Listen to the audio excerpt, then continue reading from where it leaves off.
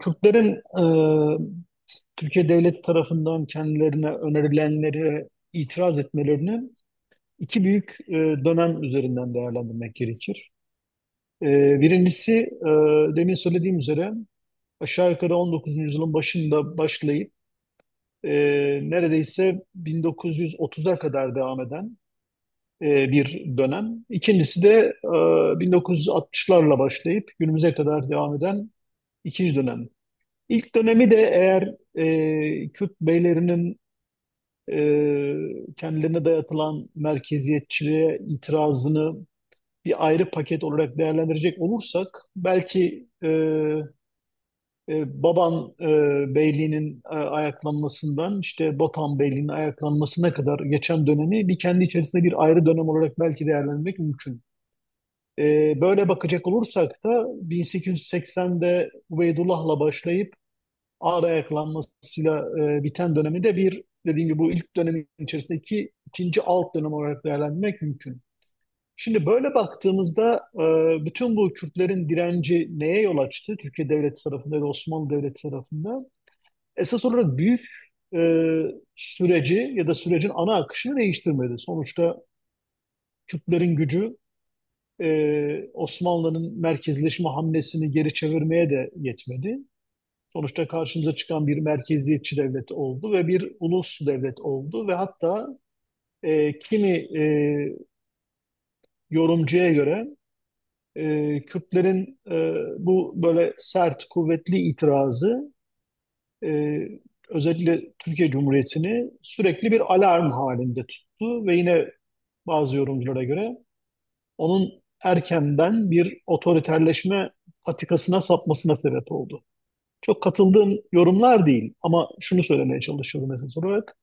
Yani Kürtlerin itirazı e, işin dediğim üzere rengini değiştirmedi, ana hikayeyi bozmadı. Ama öte yandan da Türkiye Devleti'ne bu sorun hep burada dedirten de bir seviyede ve kıvamda oldu. Yani evet Kürtler dirençleriyle kendilerine önerilenleri değiştiremediler ama öte yandan da Türkiye Devleti ya da Osmanlı Devleti işte 1800'lerin başından başlatacaksak bu hikayeyi 225 senedir Kürt meselesiyle uğraşıyor. Yani bir çırpıda Türkiye Devleti ya da Osmanlı Devleti Kürt meselesini çözememiş oldu. Türkiye Devleti üzerindeki etkisi dediğim üzere bir yandan bir belki otoriterleşme vesaire olabilir ama öte yandan da kafasının gerisinde hep ben bu meseleyi çözemiyorum türünden bir bilgiye yol açtı. Dolayısıyla bu çerçevede bakmak gerekir. İkincisi de Kürtlerin kendi nazarında da ya da kendi üzerlerinde de şöyle bir etkisi oldu bütün bu itirazın, bütün bu direncin. Birincisi bu direnç vasıtasıyla Kürtler e, bir yandan dediğimiz öyle kendilerine önerilerine karşı çıkarken bir yandan da bu direnç vasıtasıyla milletleştiler aslında. Yani bu direnç olmasaydı, bu direnç gösterilmeseydi büyük bir ihtimalle işte Kürtler daha bir proto millet belki seviyesinde kalacaklardı. O itibarla Kürtler aslında kimliklerini korumak üzere yaptıkları dirençle kendi kimliklerini de kurmuş oldular. Şunu söylemeye çalışıyorum. Hiç direnmemiş olsaydı Kürtler büyük bir ihtimalle Kürt kimliği dediğimiz şey bir başka biçimde kurulabilecekti. Evet, Oysa bugün hani Türkiye'de %10'lara neredeyse ulaşan bir desteğe sahip bir Kürt partisinden söz ediyorsak, işte hep canlı kalmış bir Kürt idealinden söz ediyorsak, ya da ne bileyim işte Rojava'da olan bugün buradaki Kürt'ü de ilgilendiriyorsa, ya da Irak Kürdistan'da olandan bugün buradaki bir Kürt de heyecanlanıyorsa, bu ne demek? Yani bir ortak kimliğin paylaşılması demek. Dolayısıyla bu ayaklanmalar, isyanlardır ki bugün kuvvetlice bir ortak kimliğin oluşmasına sebep oldu. O itibarı dediğim üzere itiraz ederken kendi kimliklerini de kurdular aslında Kürtler. Şimdi PKK'nin kendileri de zaman zaman söyledikleri üzere yaptıkları analizlerde aslında ki PKK'nin kendisini bir sonuç olarak görmek gerekir. Birçok şeyin bir sonucu olarak görmek gerekir. Birincisi bir kere demin söylediğim üzere bir 30'da bitmiş görünen, tamamlanmış görünen bir ayaklanmalar serisinin yarattığı işte siyasi bir takım sonuçlar söz konusu. Ne o siyasi sonuçlar? Yani Kürtler aşağı yukarı işte 1870'ten, 1880'den 1930'a kadar yaptıklarıyla o yolla, o yöntemle bir şeyler değiştiremediklerini biraz bir kere idrak ettiler. Oradan da neyi kastediyoruz? Yani Azadi gibi, Kürdistan Teali Cemiyeti gibi vesaire modern örgütler olmakla birlikte bütün bu isyanların arkasında Kürtlerin bütün bu isyanlara daha kan taşıyan enerjisi çok modern bir enerji değildi bu zamanlarda. Dolayısıyla bir bu sonucu çıkardılar. Yani modern olmayan, ağırlıkla modern olmayan araçlarla modern bir devleti bir şekilde değiştirmek, dönüştürmek ya da ona itirazını kabul ettirmek çok mümkün değil.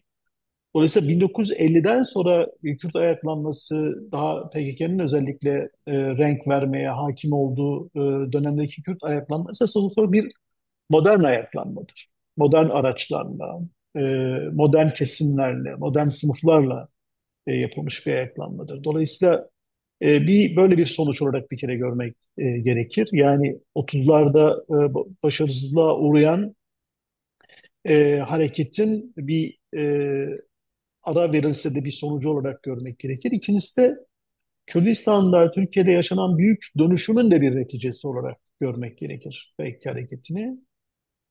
Hem Kürt itirazının bir şekilde başarısızlıkla sonuçlanması 30'lara kadar olanın ama hem de 1950'den sonra özellikle Kürdistan'da eşitlik ilişkilerinin sadece etnik eşitlikten söz etmiyorum ama daha toplumsal eşitlik ilişkilerinde ağırlaşmasıyla ilgili bir sonuç olarak görmek gerekir PKK itirazını.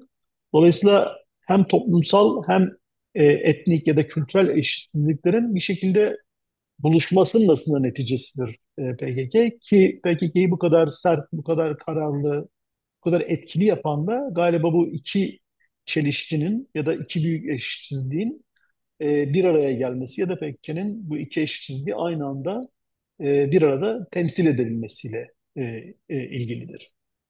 O itibarla peki hem bir sosyal hareket gibi görmek gerekir, hem de işte kültürel, ulusal, etnik vesaire bir hareket olarak da görmek gerekir.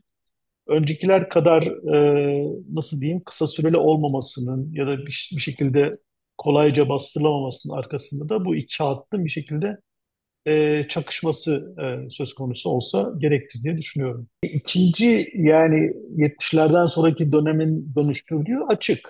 E, Yani epey uzun bir süre dönüşmeye direndiyse de devlet bir şekilde dönüştürdüğü açık. Ama öte yandan bu dönüşme henüz bir netice üretmiştir de diyemeyiz. Yani aslında Turgut Özal'dan beri devlet bir şekilde Kürt isyanını işte bildik araçlarla, daha önce denediği araçlarla bastıramayacağını görmüş, idrak etmiş ve bunun içinde kendini bir şekilde değiştirmesi gerektiğini kabul etmiş durumda.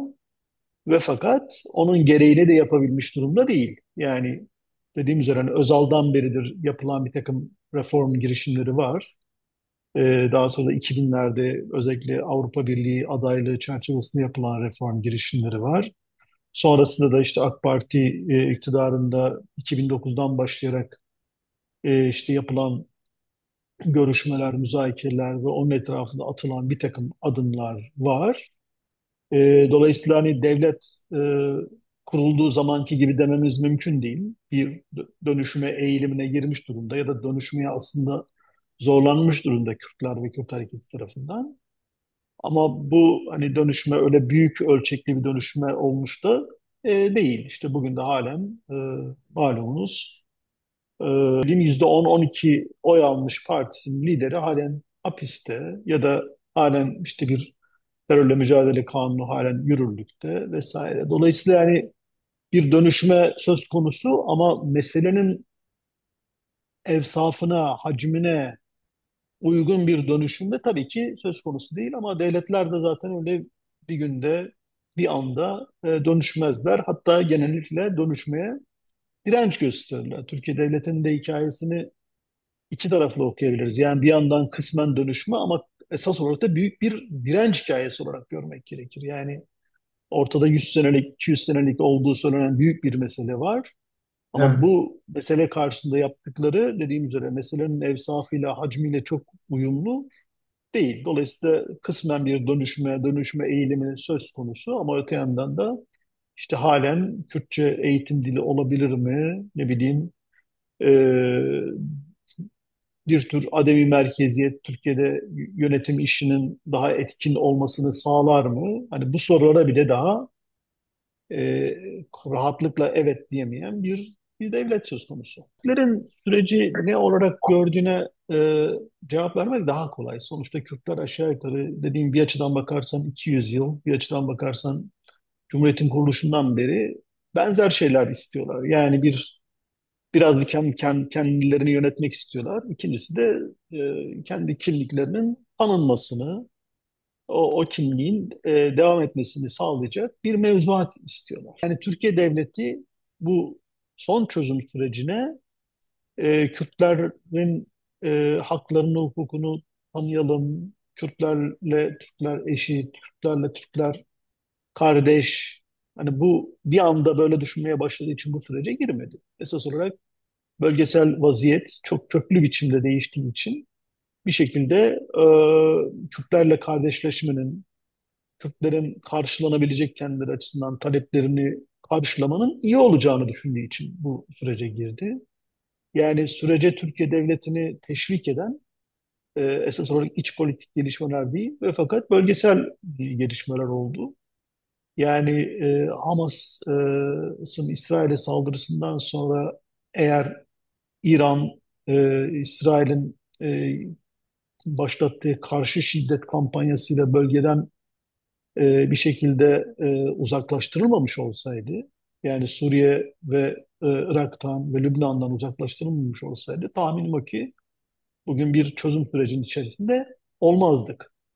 Yani İran bölgeden derdest edildiği için ve Türkiye'de Suriye ve Irak'ta Kürt meselesini daha önce İran'ın yardımıyla bir şekilde kontrol altında tuttuğu için ve İran bölgeden çekildikten sonra Suriye ve Irak'taki Kürt meselesini aynı biçimde kontrol edileceğini idrak ettiği için bir şekilde Kürtlerle bir çözüm sürecine girmiş durumda. Dolayısıyla Türkiye Devleti'nin ilk etapta süreçten beklediği e, bir şekilde Kürtlerle bir büyük çatışma durumuna girmekten sakınmak. O itibarla da yine daha jeopolitik bir perspektiften, daha güvenlik perspektifinden Türkiye Devleti şu anda meseleye bakıyor. Henüz hak hukuk perspektifinden esas olarak diyeyim meseleye bakmıyor. Yani hak hukuku merkeze alarak bu meseleye bakmıyor. Hak hukuku demin söylediğim o güvenlik ya da jeopolitik perspektifin bir uzantısı olarak görüyor henüz Türkiye Devleti ki zaten böyle olduğu için de süreç hani kesin kez e, hem Kürtleri hem Türkleri memnun edecek bir şekilde neticelenir diyemiyoruz bugün gönül rahatlığıyla. İşte malum e, halen temel bir takım yasaların değişip değişmeyeceğinden emin değiliz. Yani konuşulan şu anda komisyonda PKK'ye özel kendisini feshetmiş bir örgüt için düşünülen bir düzenleme. O itibarla terörle mücadele kanununda vesaire bir değişiklik yapılması anladığım kadarıyla ilk etapta düşünülmüyor. Bunlar olmazsa Kürt meselesinin yani PKK ile ilgili olmayan kısımlarında ne yapılacak belirsiz kalıyor ve daha mühimi Suriye meselesi, Rojava meselesinin akıbetini bilmiyoruz ya da orada yaşananların süreci nasıl etkileyip etkilemeyeceğini bilmiyoruz. O perspektiften baktığımızda da yine dediğim üzere işin daha esafına uygun reformlar yapmaya çok hazırlıklı değil şu anda zihnen. Ama öte yandan hem Türkiye Devleti hem Kürt tarafı bu kez de başarılamazsa e, bizi bekleyenin ne olduğunun bence biraz farkında. O bekleyenin oluşturduğu riskin büyüklüğü bence tarafları çözüm fikri etrafında bir süre daha tutacaktır diye düşünüyorum. Yani çözemezsek bu meseleyi bizi bekleyen maalesef büyük bir kapışma olabilir bölgede. Yani sadece Türkiye ve kendi Kürtleri arasında bir gerilimin yükselmesi değil ama Türkiye'nin Suriye Kürtleriyle de işte belki dönüp daha sonra Irak Kürtleriyle de girebileceği bir büyük gerilim atmosferi olabilir. Bundan bence Kürtler de Türk devleti de sakınmak istiyor esas olarak. Sakınmak isteyecektir. O itibarla da kimsenin kolayca çözemedik o zaman eski duruma dönelim diyeceğini de çok zannetmiyorum. Ki Kürt tarafından, PKK tarafından gelen hem açıklamalar hem de o tarafın attığı adımların ciddiliği de bence e, bunu gösteriyor. Yani sonuçta PKK malumunuz kendisini feshettiğini açıkladı, silahlı mücadeleyi bitirdiğini açıkladı vesaire. Ve bunlar çok Türkiye Devleti tarafından henüz masaya bir şey konmadan yapılan ya da atılan adımlardı. O itibarla bence meselenin ciddiyetinin taraflar farkında.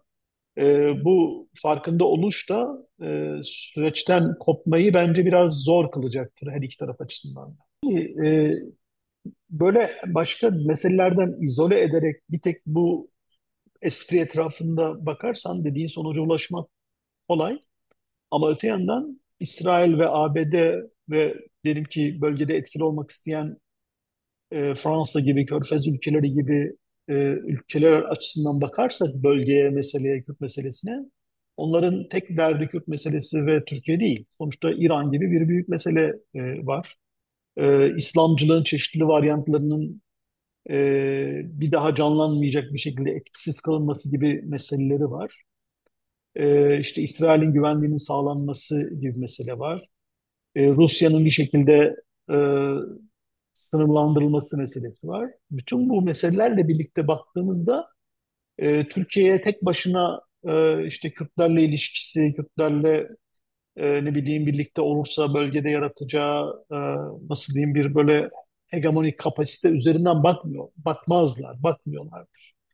O itibarla bütün bu meselelerle birlikte düşündüğümüzde Türkiye'nin Kürtlerle bir şekilde meselesini hallederek Batı'nın ve İsrail'in de bölgedeki çıkarlarını tehdit etmeyecek bir şekilde hareket etmesi Batı'nın da İsrail'in de esas olarak kabullenmekte zorlanmayacağı bir iş olur. Ama şu doğru yani kimse Türkiye'nin işte yeniden bir Osmanlı gibi bir Neo Osmanlı işte gibi bölgede etkin olmasını da çok fazla istemeyecektir. Ama Kürtlerle kardeşleşme otomatik olarak bu sonucu yaratır mı?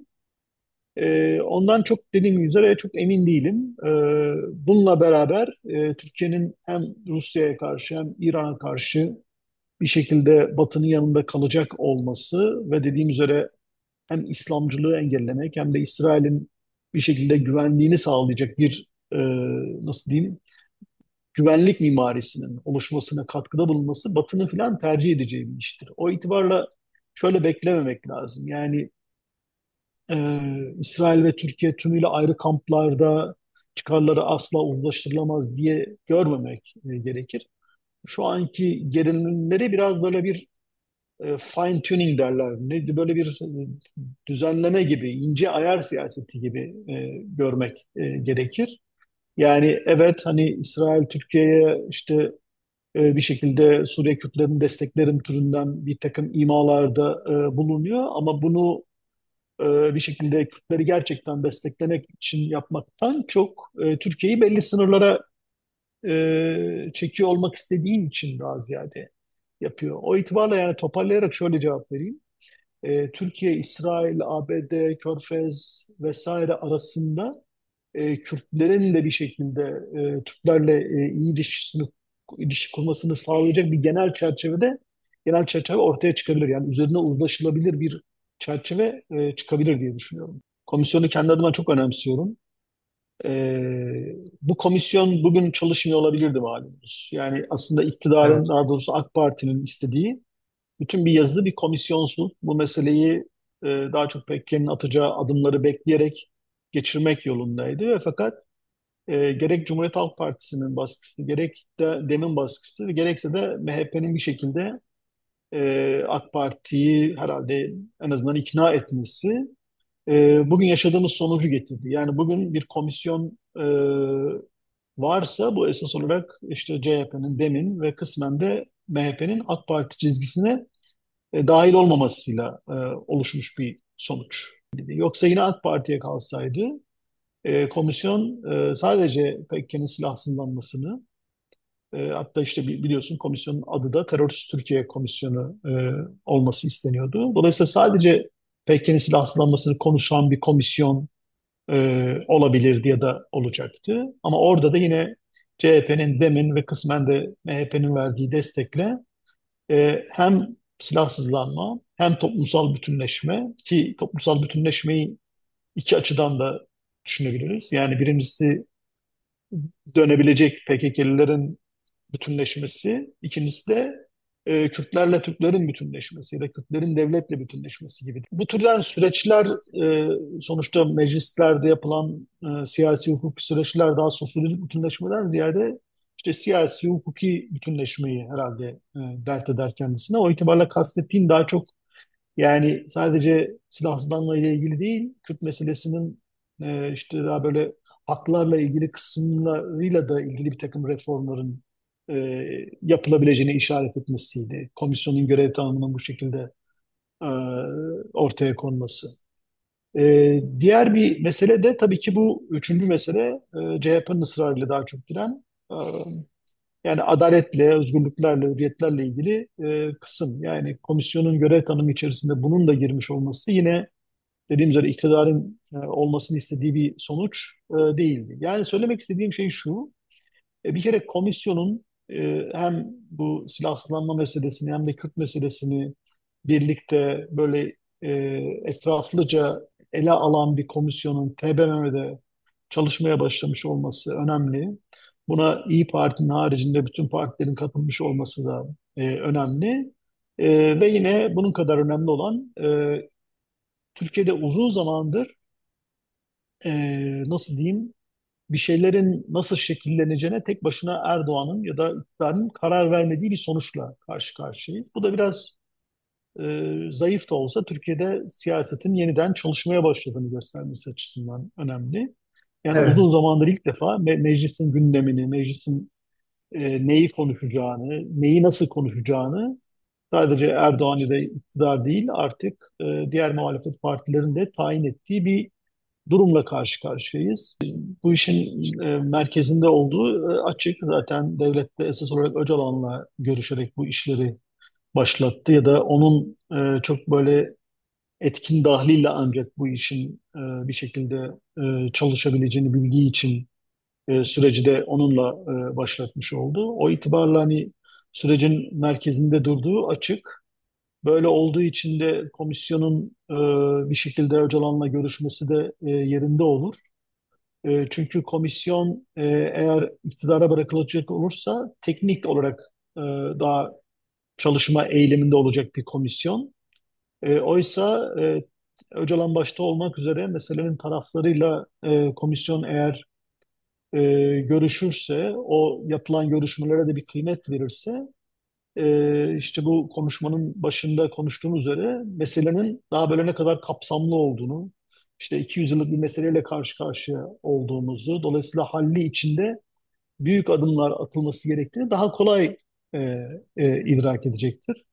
Bir de sonuçta Öcalan bütün bu 50 senelik meselenin merkezinde bir isim. Ondan bütün bu işin hikayesini duymak, yani niye bu işler başladı ve nasıl bu aşamalara geldi, bu noktalara geldi, bu kadar büyüdü. Bizzat birinci elden duymak komisyon açısından da yerinde olacaktır. Hani Öcalan'ın bir şekilde zaten komisyondakiler herhalde zaten izliyordur onun işte açıklamalarını vesaire ama yüz yüze görüşmelerinde de bir fayda olur diye düşünüyorum. Bunlar çok konuşuldu. Yani böyle baştan yasal düzenlemelerden anayasaya kadar giden bir sürü şey var. Yani öncelikle tabii ki konuştuğumuz bu 2015'ten sonra e, bir şekilde aslında sadece siyasi mücadele verdikleri için içeriye atılan siyasilerin, belediye başkanlarını vesaire e, salı verilmesiyle işe başlamak gerekiyor ki bu aslında e, nasıl diyeyim bir hukuki düzenleme yapmaya bile gerek yok. İşte Anayasa Mahkemesi kararları, ahim kararları uygulanacak olursa bu zaten sonuç alınabilir ama bunun yaratacağı psikolojik etki önemli olacağı için bunu yapmakta fayda var. Yani bunlar yapılırsa hani çözüm işi ciddi, devletin niyeti ciddi vesaire türünden bir izlenim oluşur. Ama bunları bir tarafa bırakacak olursak, tabii öncelikle terörle mücadele kanununun, Türk Ceza Kanunu kökten değişmesi gerekiyor. Çünkü bunlar orada oldukça, yani bugün ne bileyim içeride olanlar bırakılabilir ama yarın yeni insanlar aynı İDO'dan. kanundan dolayı içeri atılabilir. Bunun haricinde tabii ki yani Kürtçe eğitimin verilmesini engelleyen, bir şekilde idareyi bu kadar merkeziyetçi kılan anayasa anayasadaki maddelerin, anayasa maddelerinin değişmesi gerekir. Ama bu konuda Türkiye'nin elinde bir, nasıl diyeyim, yeterli bir birikim zaten var. Önemli olan niyet.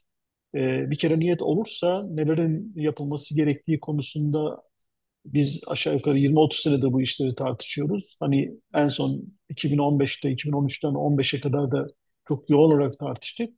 Nelerin yapılması gerektiğine dair bir liste çıkarmak dediğim üzere 10-15 dakikanın işi. Önemli olan hani bu olgunluğun bir şekilde gelişmiş olması, Türkiye siyasetinde, Türkiye devletinde bir şekilde bir niyetin, samimi niyetin ortaya çıkmış olması. Bu olursa nelerin değişmesi gerektiği konusunda DEM Parti, diğer partiler defalarca zaten tekliflerini sundular, açıklamalarını yaptılar.